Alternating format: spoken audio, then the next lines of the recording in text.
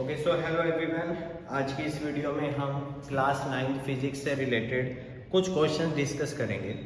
तो सबसे पहले हमारे पास क्वेश्चन आता है, a stone and a feather are dropped by Adya from a tower. तो इसका क्या मतलब हुआ कि आद्या ने एक टावर से, एक पर्टिकुलर हाइट से एक स्टोन और फेदर को गिरा दिया। Both the object should reach the ground at the same time.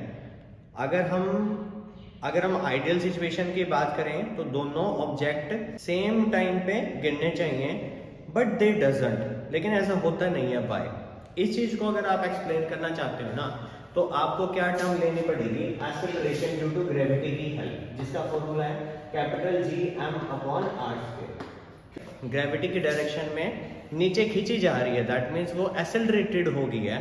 तो आप ये कंसिडर करोगे। अब देखो, जो स्मॉल जी की वैल्यू है वो मास पे डिपेंड करती है, यानी जिसका मास ज्यादा होगा उसकी एक्सेलरेशन ड्यू टू ग्रेविटी होगी, वो बहुत जल्दी आएगा।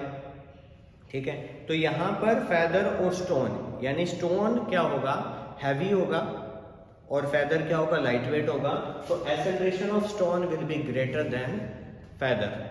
ठीक है, और सिंपल रीजन क्या होगा कि उसका मास ज्यादा है, जिस वजह से जो एक्सेलरेशन ड्यू टू ग्रेविटी है वो भी ज्यादा हो जाएगी। अब इसके अलावा हम एक और रीजन इसमें ऐड कर सकते हैं, जैसे कि अब जैसे जिसका सरफेस एरिया ज्यादा होता है, यहाँ हम एयर रेजिस्टेंस की बात करें, मान लो ये फेदर है, ये नीचे गिर रहा है, अब इसका सरफेस एरिया ज्यादा है। सरफेस एरिया ज्यादा होगा तो जो नीचे से रेजिस्टेंस लगेगी, एयर रेजिस्टेंस जो इसको रोकेगी, वो ज्यादा होगी, जिस वजह से इसकी स्पीड क्या होगी, कम होगी, और ये धीरे धीरे आएगा। उसके अलावा अगर एक पत्थर है, जैसे ये है पत्थर है, मान लो अगर अब इसका सरफेस एरिया कम है, तो इससे क्या होगा, एयर रेजिस्टेंस इस पे कम लगेगा, यानी इसकी स्पीड और भी ज्यादा ग्रेटर हो जाएगी। एयर रेजिस्टेंस को कंपेयर करो और एक्सेलरेशन ड्यू टू ग्रेविटी को मास के साथ रिलेट करके एक्सप्लेन करो ऐसे क्वेश्चंस में, तब आपको फुल मार्क्स मिलने के चांसेस है। इसके बाद नेक्स्ट क्वेश्चन आता है, what is the relationship between small G and capital G. इसी फॉर्मूले से देखो, स्मॉल जी का फॉर्मूला क्या है, capital G M upon R square. तो जो स्मॉल जी है it is directly proportional to the capital G. बस इतना सा आपको ये फॉर्मूला लिखना है और बताना है कि जो acceleration due to gravity is directly proportional to universal gravitational constant. Next question है, can a body have mass but no weight, give reason for this answer. तो मास एक्चुअली क्वांटिटी बताता है सब्सटेंस की, और वेट क्या होता है, force होती है जिससे कि वो अट्रैक्ट किया जाता है। तो अगर हम बात करें, मास क्या होता है, एक्चुअल क्वांटिटी, यानी वो कांस्टेंट है, और वेट क्या होती है, वो कांस्टेंट नहीं है, वो वेरी करती है प्लेस टू प्लेस, और वो किस पे डिपेंड करता है, स्मॉल जी पे। अब देखो, इक्वेटर की बात करें, इक्वेटर पे जो स्मॉल जी की वैल्यू होती है, वो यहाँ पे डिस्टेंस ज्यादा है तो ये वैल्यू कम होती है, यानी जो जी ई है वो लो होगी, कम होगी। और जो स्मॉल जी, हम पोल्स की बात करें, पोल्स पे, तो ये क्या हो जाती है, ग्रेटर होती है। अगर हम सेंटर ऑफ अर्थ की बात करें, अर्थ के सेंटर पे जो स्मॉल जी है, सेंटर ऑफ अर्थ पे वो जीरो होती है। और वेट हमने बोला कि ये एक्सेलरेशन ड्यू टू ग्रेविटी पे वेरी करती है। तो अगर ऑब्जेक्ट सेंटर ऑफ अर्थ पे चला जाए तो वहां वेट क्या होगा, जीरो। तो हमें अपने एग्जांपल पे बताना है, if the object is placed और it is keeped at the centre of the earth, in that situation its weight will be zero. इसके बाद अपने पास क्वेश्चन आता है, Khushi did 60 joule of work in 5 second, calculate the power. देखो क्या क्या गिवन है, एनर्जी आपके गिवन है 60 जूल, और टाइम गिवन है 5 सेकंड। तो सिंपल सा आंसर है, पावर क्या होता है, एनर्जी अपॉन टाइम। तो क्या हो जाएगा, 60 अपॉन 5, इसको कट कर दोगे तो क्या हो जाएगा, 12 वॉट, या फिर हम कह सकते हैं 12 जूल पर सेकंड, ये हो जाएगा। ऐसे करना होगा। नेक्स्ट क्वेश्चन है, the weight of Varun is 390 Newton. देखो वेट कितना गिवन है, 390 न्यूटन। फोर्स ही होती है एक तरीके से वो on the surface of earth. Find the weight on the surface of moon. बिल्कुल सिंपल सा रिलेशन है। अगर आप weight of object on moon निकालना चाहते हैं तो क्या करना पड़ेगा, it is equal to 1/6 the weight of object on earth. तो यहाँ पे हमें कितना गिवन है, 390 डिवाइडेड बाई 6, ये आ जाएगा आपके पास 65 न्यूटन आंसर। मून पे जाके कितना वेट हो जाएगा 65 न्यूटन, अगर अर्थ पे 390 न्यूटन है। नेक्स्ट क्वेश्चन है what are the factors affecting gravitational force in between two object. देखो ग्रेविटेशन फोर्स का फॉर्मूला है F is equal to capital G m1 m2 divided by r square. तो कौन कौन से फैक्टर पे जो ग्रेविटेशन फोर्स से डिपेंड करता है? Product of the masses of both object, क्या रिलेशन है? Gravitation force is directly proportional to the product of the both masses. If the both mass is greater, force will be greater, and if the force is inversely proportional to the distance between both object. तो distance अगर ज्यादा होगा तो force कम, और distance कम होगा तो force ज्यादा।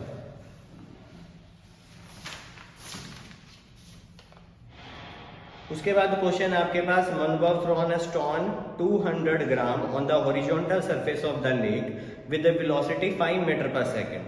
तो आपके पास मास कितना गिवन है 200 ग्राम, वेलोसिटी कितनी गिवन है 5 मीटर पर सेकंड। तो आपको क्या कैलकुलेट करना है? Kinetic energy possessed by the moving stone, और काइनेटिक एनर्जी का फॉर्मूला क्या होता है हमारे पास? Half mv square. देखो 1/2, या देखो मास 200 ग्राम गिवन है तो हमें किलोग्राम में कन्वर्ट करना पड़ेगा ऐसा ही सिस्टम के अकॉर्डिंग। तो 0.2 × 5 इसको सॉल्व करना है आपको। तो यहां से क्या आ जाएगा? तो यहां से आएगा 0.5 जूल, ये आंसर आ गया आपके पास 0.5 जूल। नेक्स्ट क्वेश्चन है Yogesh pulled a box of M on the levelled rod, यानी जो रॉड है वो लेवल्ड है, हॉरिजॉन्टल है, विद अ फोर्स 2 न्यूटन। जो फोर्स है वो 2 न्यूटन गिवन है and covered 5 metre displacement. 2 newton force लगा था और ऑब्जेक्ट ने 5 मीटर डिस्प्लेस भी कर लिया। क्वेश्चन क्या क्या है? Calculate the amount of work done by the gravitational force. Gravitational force कितना वर्क डन करेगी? देखो ग्रेविटेशनल फोर्स की डायरेक्शन होगी टुवर्ड द सेंटर ऑफ अर्थ।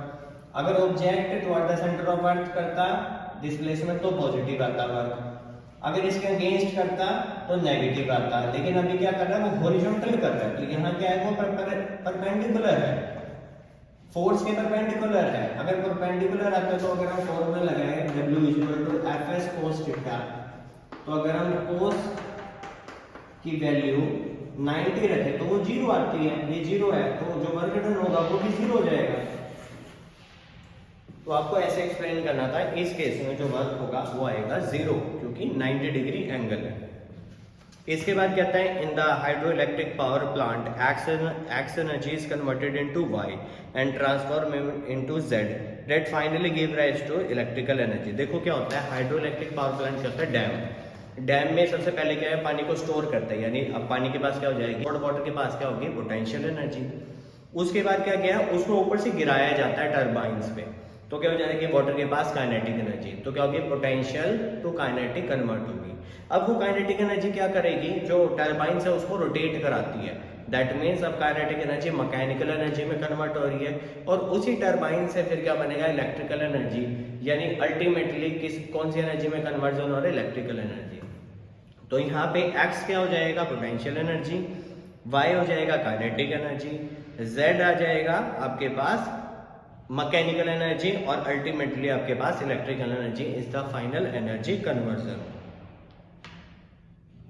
इसके बाद क्वेश्चन आता है what do you mean by free fall. Free fall बहुत ही इजी क्वेश्चन है। इसका सिंपल सा मतलब क्या है? If the object is drop from a particular height, it is attracted by the gravity, okay, gravitational pull of the earth, ठीक है, that's why the object will move toward the centre of earth, it is called as the free fall, ठीक है। Next question है solar panel convert solar energy into electrical energy, which law is followed in this situation and how. देखो solar panel का काम क्या होता है? उनको धूप में रखा जाता है, तो सोलर एनर्जी को किस में कन्वर्ट करना है? इलेक्ट्रिकल एनर्जी में। यहाँ पर कौन सा लॉ फॉलो होगा? Conservation of energy. We state that energy can neither be created nor be destroyed, but it can be converted from one form to another form. और यहाँ भी ऐसा हुआ है, सोलर एनर्जी से वो खत्म नहीं हुई है, वो इलेक्ट्रिकल एनर्जी में कन्वर्ट होगी। तो आपको ये जस्टिफाई करना है। इसके बाद नेक्स्ट क्वेश्चन आता है give one example of positive work. Positive work के लिए देखो, अगर ऑब्जेक्ट सेम डायरेक्शन में फोर्स लगा रहा है और सेम ही डायरेक्शन में डिस्प्लेसमेंट हो, यानी जिस डायरेक्शन में फोर्स लगाए उसी डायरेक्शन में अगर डिस्प्लेसमेंट हो तो उसको बोला जाता है पॉजिटिव वर्क। सिंपल से example, if I am pushing a cart और धक्का लगाया और इसी डायरेक्शन में गाड़ी मूव कर जाए तो वो किसका एग्जांपल हो जाएगा? पॉजिटिव वर्क का। अगर मैं किसी बॉक्स को अपनी तरफ खींच रहा हूं और वो भी मेरी तरफ आ जाता है तो भी क्या होगा? पॉजिटिव वर्क का। If I am throwing this chalk in a particular direction, it move, so it is an example of positive work. So many example we can give related to the positive work done. अब next question आता है, suppose a hypothetical situation, there is a person sitting in the yellow car, unfortunately the car falls from a ledge, कि एक car mountain के थोड़े से लेज पे है, वो बिल्कुल कोने पे, और वो गिर जाती है, drop to the ground within 0.5 second. तो टाइम कितना गिवन है? 0.5 सेकेंड। फिर उसके बाद क्या गिवन है? Take the value of acceleration due to gravity small g is equal to 9.8 metre पर second square. Answer the following question. सबसे पहले आपको निकालनी है स्पीड, निकालनी है speed on striking the ground. देखो स्पीड आपके पास इनिशियल स्पीड तो क्या होगी? 0 होगी इस केस में, और फाइनल आपको कैलकुलेट करनी है। तो क्या करेंगे? v is equal to u plus 80, ठीक है। तो यहाँ पे क्या होगी? ये 0 है प्लस, आपने नीचे की तरफ एक्सेलरेशन ड्यू टू ग्रेविटी नीचे की तरफ लिया है ना, तो इसकी वैल्यू 9.8 इनटू में 0.5, तो यहां से आपके पास क्या आंसर आ जाएगा? 4.9 मीटर पर सेकेंड, ये आंसर आ जाएगा। नेक्स्ट क्वेश्चन में क्या बोला है? Average speed. एवरेज स्पीड के लिए आपको डिस्टेंस कैलकुलेट करना पड़ेगा। वो थर्ड क्वेश्चन में बोले कि how much height is the ledge from the ground, यानी हाइट निकालनी है। तो क्या करते हैं? s is equal to ut plus half 80 square, ये आपको इक्वेशन लगानी है। तो u 0 है तो ये 0 हो गया पूरा टर्म, प्लस 1/2, ये आपके पास है 9.8, और ये क्या हो जाएगा? 0.5 का स्क्वायर।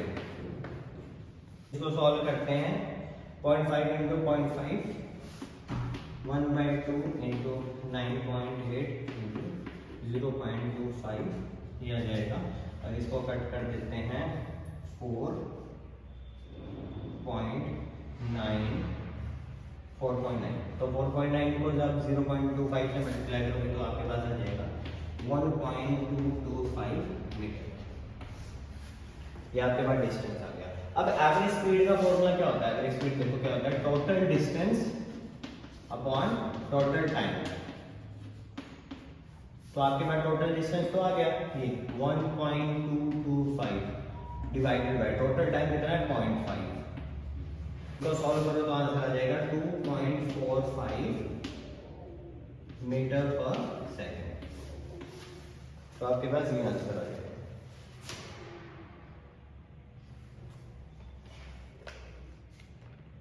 सो आई होप आप सबको ये क्वेश्चन अच्छे से समझ आ गए होंगे।